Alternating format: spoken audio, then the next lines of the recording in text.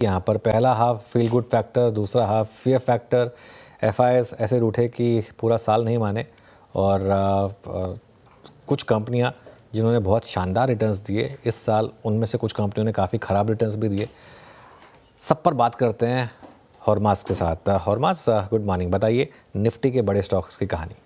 Good morning अनुज। और काफ़ी बढ़िया साल। आप स्टॉक स्पेसिफिक रिटर्न्स जिसकी हम सुबह भी चर्चा कर रहे थे, आप कह रहे थे, मगर निफ्टी की 10 कंपनियां ऐसी है जो कोई ना कोई रिकॉर्ड अपना बनाने वाली है, वो चाहे अच्छा रिकॉर्ड हो या चाहे बुरा रिकॉर्ड हो। शुरुआत हम करेंगे निफ्टी की दिग्गज कंपनी रिलायंस इंडस्ट्रीज़ के साथ, जो कि एक अच्छी वेल्थ क्रिएटर तो रही ही है, मगर ये वाला जो साल रहा है वो रिलायंस इंडस्ट्रीज़ के लिए कोई खास अच्छा साल नहीं रहा, क्योंकि 2014 के बाद पहली बार रिलायंस इंडस्ट्रीज़ में नेगेटिव रिटर्न संभव है, क्योंकि 9 साल लगातार पिछली से रिलायंस इंडस्ट्रीज़ जो है वो पॉजिटिव रिटर्न्स देता आ रहा है। और इस साल अब तक अगर आप देखें तो लगभग 5.5% की गिरावट रिलायंस इंडस्ट्रीज़ में देखने मिली है, जो कि 2014 में जो आधे फीसदी की गिरावट देखने मिली थी उसके बाद ये पहली गिरावट होगी। तो बाजार का अब क्या व्यू है रिलायंस इंडस्ट्रीज़ पर निकल कर आता है। अगर हम स्ट्रीट व्यूज़ देखें तो 33 एनालिस्ट अभी भी ऐसे हैं जिन्होंने अपनी खरीदारी की राय को बरकरार रखा है। सबसे ज़्यादा जो प्राइस टारगेट है वो 1950 का है और जो सबसे कम जो प्राइस टारगेट है वो लगभग 1350 का है एवेंडस स्पार्क का।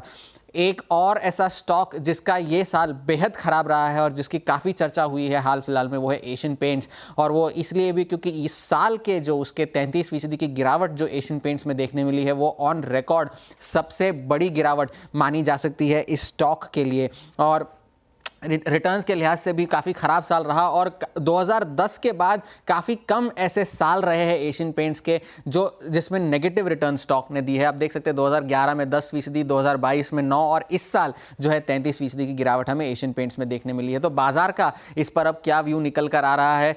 18 एनालिस्ट ऐसे हैं जिन्होंने अब बिकवाली की राय दी है एशियन पेंट्स पर, और CLSA का जो है वो सबसे कम टारगेट है, जिसके अब बहुत करीब है स्टॉक 2080 का एशियन पेंट्स पे। आपने वेल्थ क्रिएटर्स की तो बात की, मगर एक बहुत बड़ा वेल्थ क्रिएटर जो रहा है हाल फिलहाल में वो है ट्रेंट, जिसने निफ्टी में भी अभी एंट्री करी है। और टाटा ग्रुप का ये शेयर जो है पिछले साल भी उसने बढ़िया रिटर्न दिखाए थे, इस साल भी अच्छा, और इस साल निफ्टी का सबसे ज़्यादा रिटर्न्स देने वाला शेयर अब बन चुका है ट्रेंट। और एक बहुत बड़ा वेल्थ क्रिएटर टाटा ग्रुप की तरफ से भी ये इस साल रहा है। तो अगर आप देखें तो पिछले 10 सालों में ट्रेंट ने पॉजिटिव रिटर्न्स दिए हैं। पिछले साल भी स्टॉक दुगना हुआ था, इस साल भी स्टॉक दुगना हुआ है। तो इस तरह के रिटर्न्स देखने के बाद बाजार का क्या व्यू निकल कर आ रहा है ट्रेंड पर। अभी भी 12 एनालिस्ट ऐसे हैं जिन्होंने खरीदारी की राय को बरकरार रखा है। सिटी का जो है वो सबसे ज्यादा प्राइस टारगेट है लगभग 9350 का, और एम्बिट का जो है सबसे कम प्राइस टारगेट है, बिकवाली की रेटिंग है उनकी। महिंद्रा एंड महिंद्रा एक ऐसा स्टॉक है जिसने सदी की शुरुआत के बाद पहली बार बहुत ही बेहतरीन रिटर्न्स और सबसे ज्यादा रिटर्न्स दिखाए हैं। और निफ्टी में जो सबसे टॉप परफॉर्मर्स है उनमें से एक है महिंद्रा एंड महिंद्रा, एक टर्न अराउंड स्टोरी आप कह सकते हैं उसे। और 2009 में जिसके बाद का ये सबसे बेहतरीन साल रहा है महिंद्रा एंड महिंद्रा का। तो इस रिटर्न्स के बाद बाजार का क्या व्यू निकल कर आ रहा है महिंद्रा एंड महिंद्रा पर अगर आप देखें तो एनालिस्ट काफ़ी ऐसे हैं, 37 एनालिस्ट है जिन्होंने अभी भी खरीदारी की राय को बरकरार रखा है इस स्टॉक पर। 3700 का नुवामा और जेफरीज का साझा टारगेट है महिंद्रा एंड महिंद्रा पर, जो कि बाजार के हिसाब से सबसे ज़्यादा है।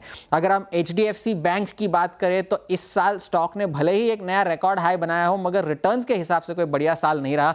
और 2013 के बाद लगातार पॉजिटिव रिटर्न्स तो दिए ही है, मगर जो है सिंगल डिजिट रिटर्न्स में 4 सालों में 3 बार अब ये single digit returns HDFC bank ने दिए हैं। तो अगर हम देखें तो 10% तो 2022 में आए थे, मगर अब ये सिंगल डिजिट रिटर्न्स चले आ रहे हैं। तो बाजार का अभी भी ऐसा कंसेंसस है कि अभी भी कोई भी एनालिस्ट ने बिकवाली की रेटिंग नहीं दी है HDFC बैंक पर।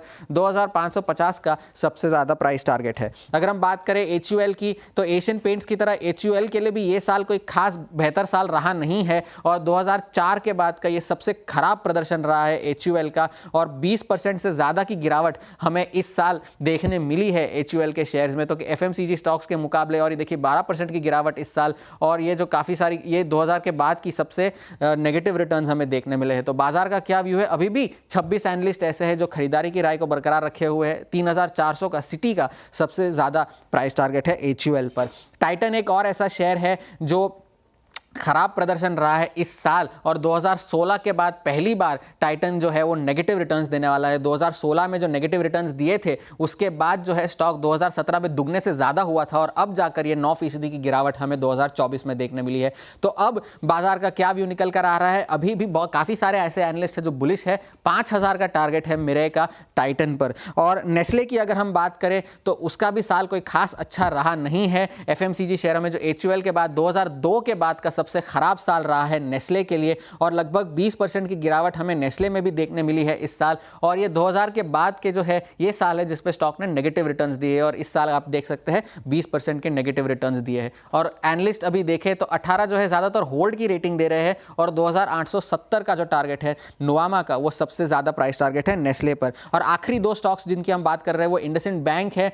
इंडसइंड बैंक ने पिछले 7 सालों में ये 5वीं बार ऐसा होगा जो ये नेगेटिव रिटर्न्स देगा। 2022 और 23 में तो पॉजिटिव रिटर्न्स दिए थे, मगर इस साल जो है निफ्टी का सबसे खराब परफॉर्मर रहा है इंडसइंड बैंक। 42% की गिरावट हमें स्टॉक में देखने मिली है। तो बाजार का क्या रुझान है इंडसइंड बैंक पर? अभी भी खरीदारी की राय बरकरार रखे हुए है एनालिस्ट, और 1950 का सबसे ज्यादा टारगेट है। और आखिरी में अडानी पोर्ट्स की हम बात करेंगे, क्योंकि इस साल जो पूरा न्यूज फ्लो रहा है पिछले साल भी और इस साल भी, उसके बावजूद स्टॉक ने पॉजिटिव रिटर्न्स दिए हैं। लगभग 15% की पॉजिटिव रिटर्न्स हमें इस साल देखने मिले हैं। अडानी पोर्ट्स में लगातार 5वें साल हमें पॉजिटिव रिटर्न्स देखने मिले हैं। और बाजार का जो रुझान है वो अभी भी ये है कि ज़्यादातर एनालिस्ट जो है खरीदारी की राय को बरकरार रखे हुए हैं अडानी पोर्ट्स पर। उसमें से सबसे ज़्यादा जो प्राइस टारगेट निकल कर आएगा वो है 1960 का, और 17 एनालिस्ट है जो बाय रेटिंग दे रहे हैं। तो काफ़ी स्टॉक स्पेसिफिक साल रहा है, कुछ अच्छा और कुछ बुरा भी।